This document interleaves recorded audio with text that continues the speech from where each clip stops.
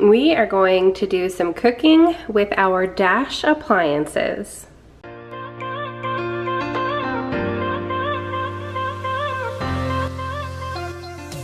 Hey guys, if you are new, my name is Vanessa and today I'm gonna be in my kitchen sharing a few recipes using some of my Dash appliances. Now I have 7 of them total, and I feel like if I were to share all 7 in one video, that would be super long. So I'm breaking them apart. I'm gonna share 3 of them today: the egg bite maker, the pocket sandwich maker, and the grill. And then the other 4 you guys will see in an upcoming video, maybe early July. So I know we are ending out June right now, but I wanted to go ahead and break it apart, like I said, just so it's not super long. So I'm gonna be making 2 recipes in each appliance, kind of a savory-ish one and then a sweet one, just to show you guys there's so many things you can do in these appliances. They are perfect if you are only a household of 1 or 2. I get a lot of requests to share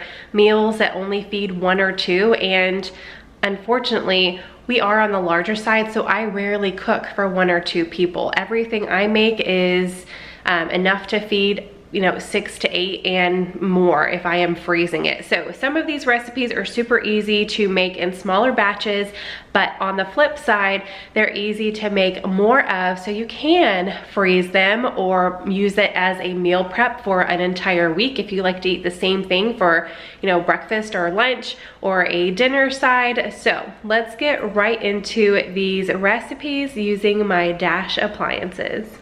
Egg bite maker. We're gonna make something sweet with this appliance this morning. And as you can see, all of the booklets do have recipes inside, but this one I'm actually going to make a homemade pancake and then stuff it with Nutella. So I am going to make a bigger batch. I will have the ingredients and directions for the oven down below, but really you can use this in place of your oven when you're making smaller batches. So all the measurements are for a bigger batch because I'm doing a little bit of meal prep, but you guys can half that, third it, whatever you want if you want to make a smaller batch. So here is the egg bite maker. Again, all of them are Dash appliances, and you can make 4 at a time. You can also use this as a bigger griddle or some kind of pocket. Put a bread on the bottom, fill it, put a bread on the top, and you can make your own little pockets as well, because both of these get hot. But it does come with 4 of the little, looks like a little bowl, a little cup. So we're gonna be making 4 at a time, maybe just 8 in here, we'll see. And then the rest, I've already got my mini cupcake pan sprayed down and my oven preheating. So the rest of them we're gonna cook in here. But let's go ahead and get going with the egg bite maker. All right, these are the ingredients you're going to need. Milk, your choice, any kind, it doesn't matter. We have whole milk, baking soda and baking powder, Greek yogurt, salt, 1 egg, vanilla extract, flour, and then whatever you want to stuff your pancake with. I am using Nutella. So I'm going to be using 2 bowls. In the bigger bowl, I'm going to put my dry ingredients, the flour, baking soda, baking powder, and salt. And then in the smaller bowl, I'm going to mix together the milk, yogurt, egg, and vanilla extract. Not mixing in the Nutella into anything just yet.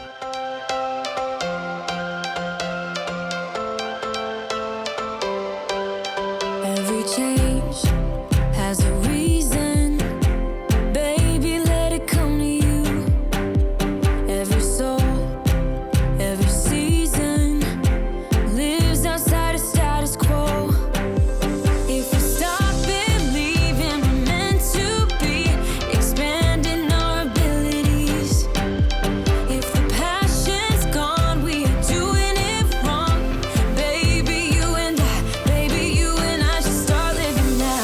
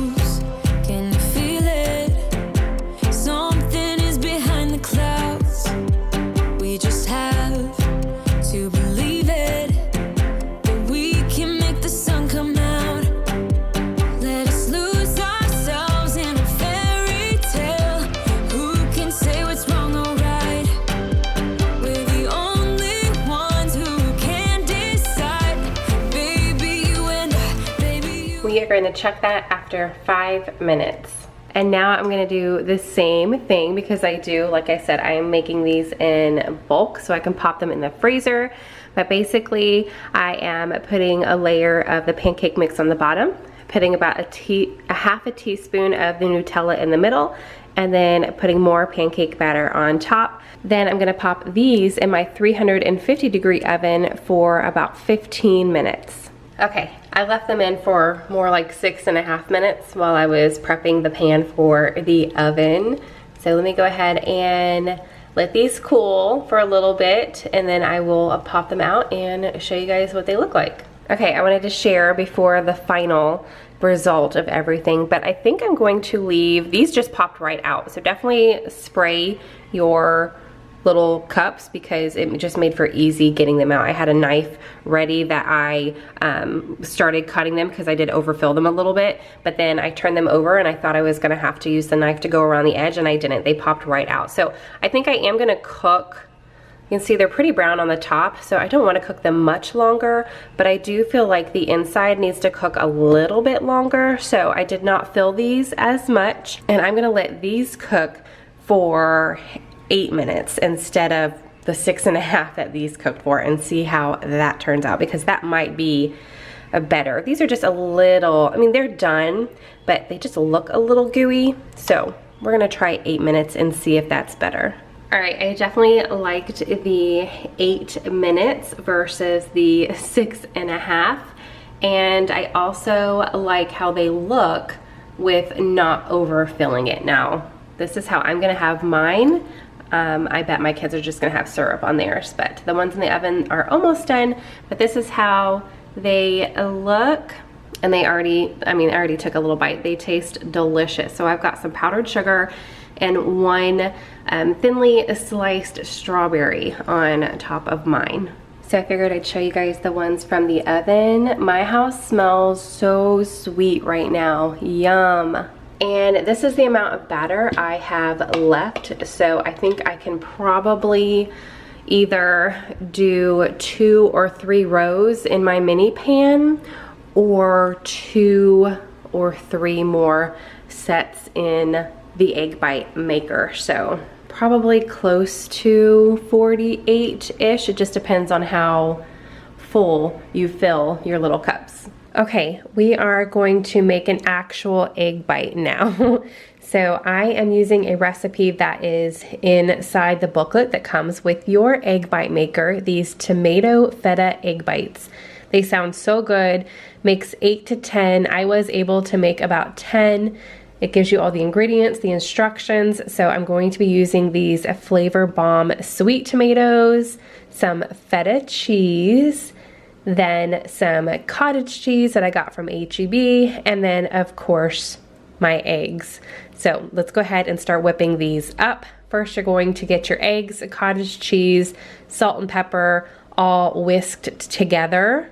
Then using one of the cups, you're going to fill it with water and just pour it in the bottom. Then just set your 4 cups right on top of that. And then I am going to spray them as well, just to help with the sticking. All right, I didn't really measure. I just put some feta cheese on the bottom, then tomatoes on top of that. I put my egg mixture into a measuring cup with a spout so I could pour it easier. So I went ahead and I didn't fill it all the way to the top, just about 3/4 of the way. I've got to plug mine in, so I did not preheat it for these egg bites. I didn't want them to overcook. I'm just going to snap the lid closed and cook them for about 5 minutes. And here's how they turned out. They were so good. I love making the egg bites in here. I've made them a couple times in my Instant Pot, but I do feel like these turned out way better, and I didn't have to like use my immersion blender or anything like that. Just a quick whisk of the ingredients and you are ready to go.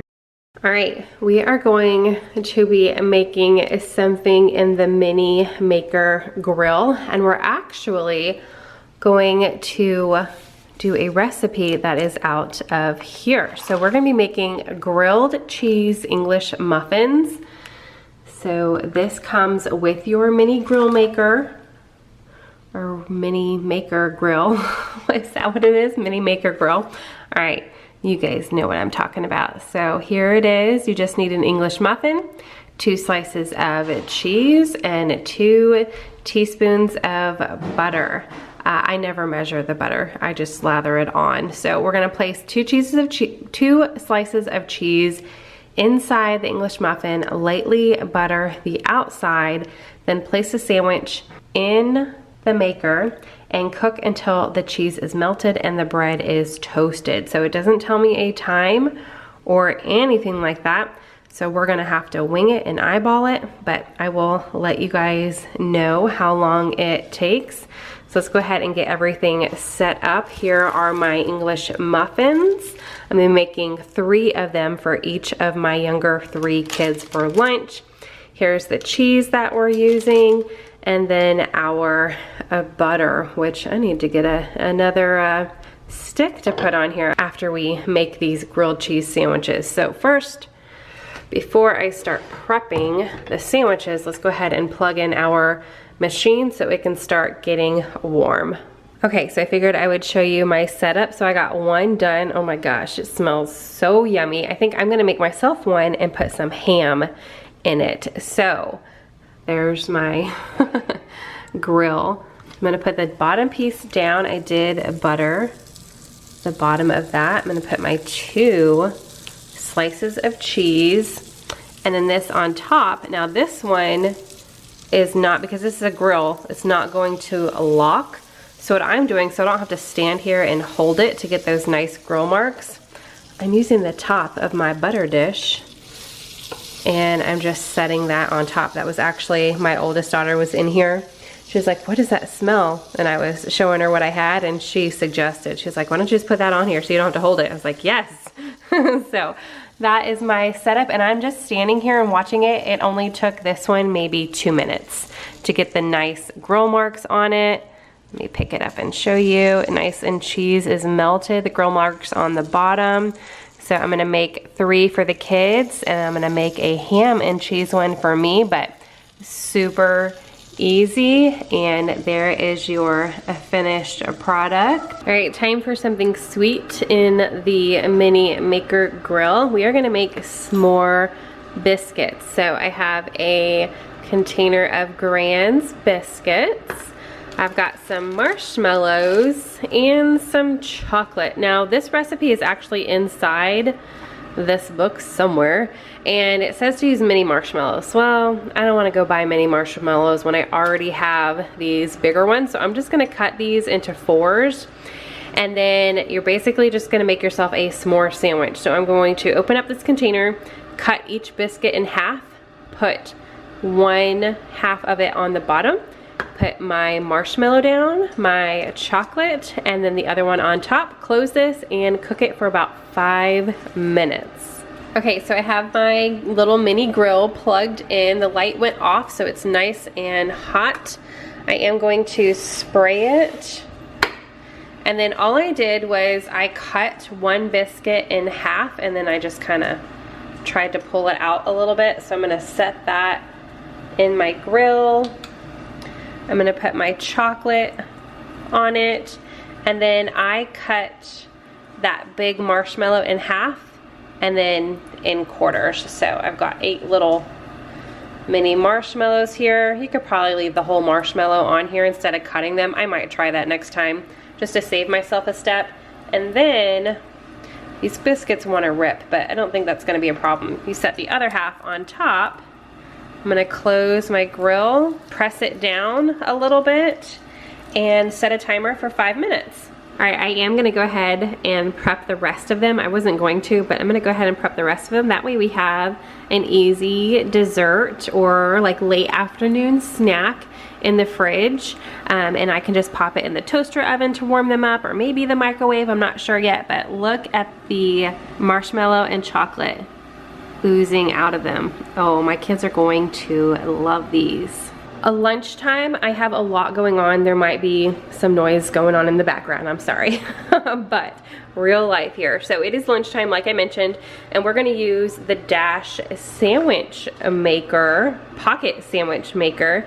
And I have it plugged in. Once you can see the light is on, once that light is off, it means it is nice and hot. And we are gonna make some quesadillas.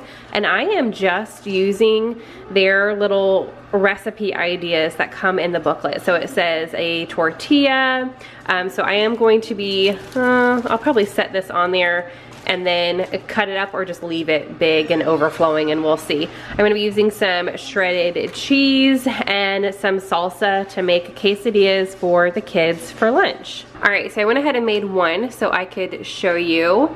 This is how it turned out. Because I am opting to put the whole quesadilla in there instead of cutting it up, it does fold over like that, but my kids love quesadilla. So I'm gonna let them have the option to have this whole thing like this and they can eat it. Or I will cut it into a little sandwich size sandwich quesadilla, and I will put the scraps into a freezer bag, and these are perfect to hold or to have on hand for when you're making like an enchilada casserole in the crock pot. That's one thing on the top of my mind because we just had that and I needed to add tortilla strips to it. So I'll already have my tortilla strips ready for any kind of meal like that. So, or you could cook these and turn them into chips, all sorts of stuff. Don't throw away your tortilla scraps. So that is one. That one has a 1/4 cup of cheese in it and 1 tablespoon of salsa. That's gonna be for Pearl. However, Bryce and Rose don't like salsa in their quesadillas. They just like plain tortilla and cheese. So that's all I've got in this one. I've just got it sitting in there. I did spray it with some avocado oil spray. I'm gonna close it. It closes just fine over the tortilla. And then I'm gonna set my timer for 5 minutes. And let me see if I can flip this over for you because the cheese, you can see the cheese there. Yum, the pocket is filled. So it makes a little quesadilla pocket. Not the prettiest, but super easy and something different for the kids. Okay, so Pearl wanted me to cut hers up because she wanted to see what it would look like. So they're just these little triangle quesadillas. You can see the salsa and the cheese. And then we had some guacamole. She's gonna dip it in that. She loves guacamole and she does want her extra pieces. So I'm not gonna freeze these. She wants to use these in her guacamole as well. For our second food that we're gonna be making in our pocket sandwich maker, I have some Brie and cranberry sauce left over from a project that I am working on that you guys will see late summer, early fall, hopefully, fingers crossed. So I got a bunch of Brie. I love Brie, but for this recipe, you're just gonna make like a Brie sandwich. So I've got some bread here, I've got my Brie, and then you can use any kind of jam or jelly that you want. You could do like a cheese and grape, or raspberry would be really good, strawberry, really anything. I'm just using, again, the cranberry sauce that I have. So this is more like a sandwich, but it's gonna be super yummy. And I found this actually in their book. So they have a ton of different easy pocket recipes. So just like the quesadilla that I made for the kids, they are calling this a baked Brie pocket. So you need 2 slices of bread, 1 slice of Brie. It says very thinly sliced, about 4 inches in length. I never pay attention to that. I'm just gonna cut a piece off, see how it looks on the bread, and then go with that. And then 1 tablespoon of raspberry jam is what they suggest, but really it's universal. You could use whatever you want.